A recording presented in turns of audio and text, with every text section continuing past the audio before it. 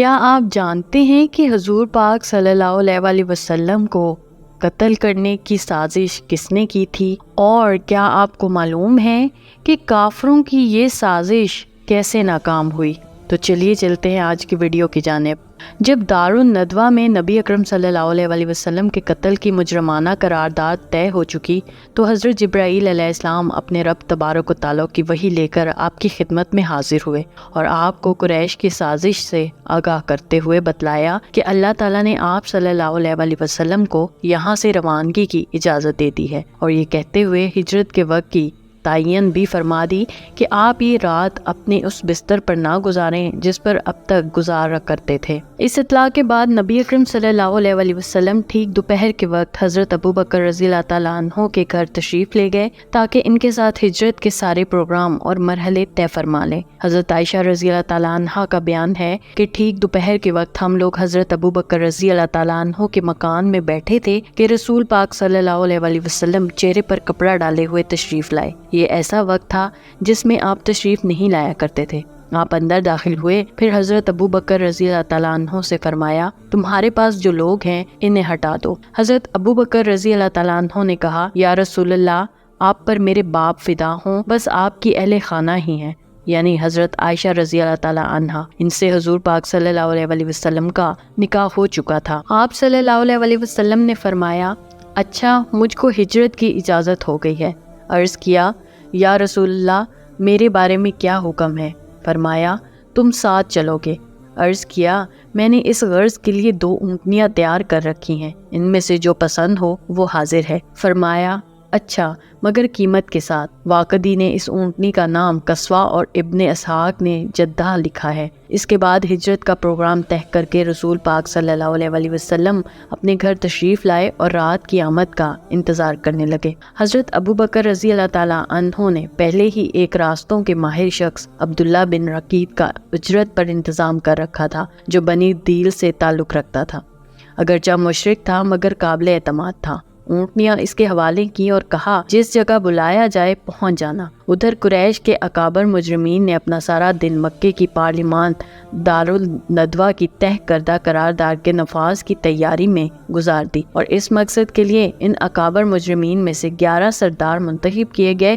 ابن سعد کے مطابق ان 12 سرداروں کے نام یہ ہیں: ابو جہل، حکم بن عاص، عقبہ بن ابی معیط، نضر بن حارث، امیہ بن خلف، حارث بن قیس بن الغیطہ، زامہ بن الاسود، تمیمہ بن عدی، ابو لہب بن عبد المطلب، ابی بن خلف، بنیہ بن حجاج اور منبع بن حجاج۔ جب رات ہوئی تو حسب قرارداد یہ 12 سردار قریش حضور پاک صلی اللہ علیہ وسلم کے مکان کے گرد جمع ہو گئے، اور آپ سو جائیں تو یہ لوگ آپ پر ٹوٹ پڑیں۔ محاصرے کی اطلاع بذریعہ وحی حضور پاک صلی اللہ علیہ وسلم کو ہو چکی تھی۔ نبی اکرم صلی اللہ علیہ وسلم کا معمول تھا کہ آپ شروع رات میں عشاء کی نماز کے بعد سو جاتے اور آدھی رات کے بعد گھر سے نکل کر مسجد حرم تشریف لے آتے، ہی نماز بھی ادا کرتے۔ اس رات آپ نے حضرت علی رضی اللہ تعالیٰ عنہ کو حکم دیا کہ وہ آپ کے بستر پر سو جائیں اور آپ کی سبز چادر اوڑھ لیں۔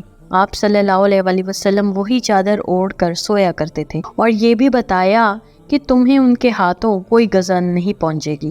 ادھر رات جب ذرا تاریک ہو گئی، ہر طرف سناٹا چھا گیا اور عام لوگ اپنی خوابگاہوں میں جا چکے، تو مذکورہ بالا افراد نے خفیہ طور پر نبی اکرم صلی اللہ علیہ وسلم کے گھر کا رخ کیا اور دروازے پر جمع ہو کر کھات میں بیٹھ گئے۔ وہ حضرت علی رضی اللہ تعالیٰ عنہ کو دیکھ کر سمجھ رہے تھے کہ آپ صلی اللہ علیہ وسلم سوئے ہوئے ہیں، اس لیے انتظار کرنے لگے کہ آپ اٹھیں اور باہر نکلیں تو یہ لوگ یکا یک آپ پر ٹوٹ پڑیں اور مقررہ فیصلہ نافذ کرتے ہوئے آپ کو قتل کر دیں۔ ان لوگوں کو پورا وثوق اور پختہ یقین تھا کہ ان کی یہ ناپاک سازش کامیاب ہو کر رہے گی، یہاں تک کہ ابو جہل نے بڑے متکبرانہ اور پرغرور انداز میں مذاق اڑاتے اپنے گھیرا ڈالنے والے ساتھیوں سے کہا، محمد کہتا ہے کہ اگر تم لوگ اس کے دین میں داخل ہو کر اس کی پیروی کرو گے تو عرب و عجم کے بادشاہ بن جاؤ گے، پھر مرنے کے بعد اٹھائے جاؤ گے تو تمہارے لیے اردن کے باغات جیسی جنتیں ہوں گی، اور اگر تم نے ایسا نہ کیا تو ان کی طرف سے تمہارے اندر ذبح کے واقعات پیش آئیں گے۔ پھر تم مرنے کے بعد اٹھاؤ جاؤ گے اور تمہارے لیے آگ ہوگی جس میں جلائے جاؤ گے۔ جب زیادہ رات ہو گئی تو حضور پاک صلی اللہ علیہ وسلم نے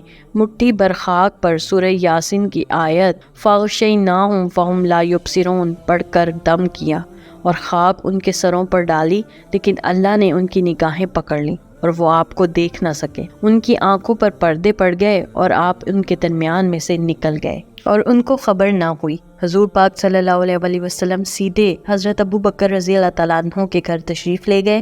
ان کی بڑی صاحبزادی حضرت اسماء رضی اللہ تعالیٰ عنہ، جو حضرت عبداللہ بن زبیر رضی اللہ تعالیٰ عنہ کی ماں تھیں، سفر کا سامان تیار کیا، 2-3 دن کا کھانا ناشتہ دان میں رکھا، نطاق جس کو عورتیں اپنے کمر سے لپیٹتی تھیں پھاڑ کر اس سے ناشتہ دان کا منہ باندھا۔ یہ وہ شرف تھا جس کی بنا پر آج تک ان کو ذات الناطقین کے لقب سے یاد کیا جاتا ہے۔ آپ صلی اللہ علیہ وسلم کے چلے جانے کے بعد ایک شخص آیا اور اس نے پوچھا کہ تم کس کا انتظار کر رہے ہو؟ انہوں نے کہا محمد کا۔ اس نے کہا وہ تمہارے سامنے سے تمہارے سروں پر خاک ڈال کر نکل گئے، اللہ نے تم کو محروم کر دیا۔ ان لوگوں نے کہا واللہ ہم نے نہیں دیکھا۔ وہ لوگ اپنے سروں سے مٹی جھاڑتے ہوئے اٹھ کھڑے ہوئے، لیکن پھر دروازے کی دراز سے جھانک کر دیکھا تو حضرت علی رضی اللہ تعالیٰ عنہ نظر آئے۔ کہنے لگے اللہ کی قسم یہ تو محمد سوئے پڑے ہیں، ان کے اوپر ان کی چادر موجود ہے۔ چنانچہ یہ لوگ صبح تک وہیں ڈٹے رہے۔ ادھر صبح ہوئی اور حضرت علی رضی اللہ تعالیٰ عنہ بستر سے اٹھے تو مشرکین کے ہاتھوں کے طوطے اڑ گئے۔ بہرحال قریش اپنے پلان کے نفاذ کی انتہائی تیاری کے باوجود بھی فاش ناکامی سے دوچار ہوئے۔ اس طرح کی مزید دلچسپ ویڈیوز دیکھنے کے لیے دیکھتے رہیے میرے چینل کو لائک، سبسکرائب اور شیئر ضرور کیجیے، اور ساتھ ہی ساتھ بیل آئیکن کو بھی دبا دیجیے۔ شکریہ، اللہ حافظ۔